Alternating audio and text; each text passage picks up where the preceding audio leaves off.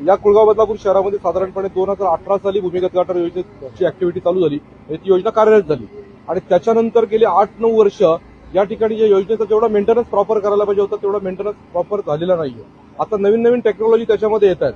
पावसाळ्यापूर्वी या संपूर्ण भूमिगत गटार योजनेची सफाई होणं एकदम आवश्यक आहे, ही काळाची गरज आहे। ज्याप्रमाणे आपण आपल्या शरीराची निगा घेत असतो तशी या भूमिगत गटार योजनेच्या पाईपलाईनची पण निगा करणं आवश्यक आहे आणि त्या अनुषंगाने एक महत्वपूर्ण अशी टेक्नॉलॉजी ग्रॅबिंग टेक्नॉलॉजी आज या ठिकाणी इंट्रोड्यूस केलेली आहे आणि या ग्रॅबिंग टेक्नॉलॉजीच्या माध्यमातून जे सगळे पाईप चोकअप आहेत त्याच्यामध्ये काही नॅपकिन्स असतात, काही पेपर्स असतात, काही कापड असतं, ते काढण्यासाठी एक नवीन अत्याधुनिक तंत्रज्ञान आहे।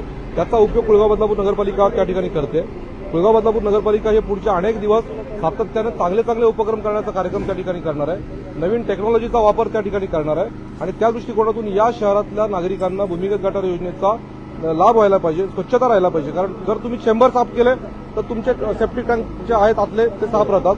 कारण बऱ्याच ठिकाणी काय होतं बघा, सोसायटीच्या आतल्या पार्टमध्ये चोकअप होतात आणि त्यांचे सगळे चेंबर पॅक होतात, कारण ते या ठिकाणी हे रस्त्यावरचे चेंबर चोकअप असतात। परंतु आता आमची ही संपूर्ण टीम आहे, ही संपूर्ण टीम या ठिकाणी हे नवीन तंत्रज्ञान वापरून त्या ठिकाणी काम करणार आहे।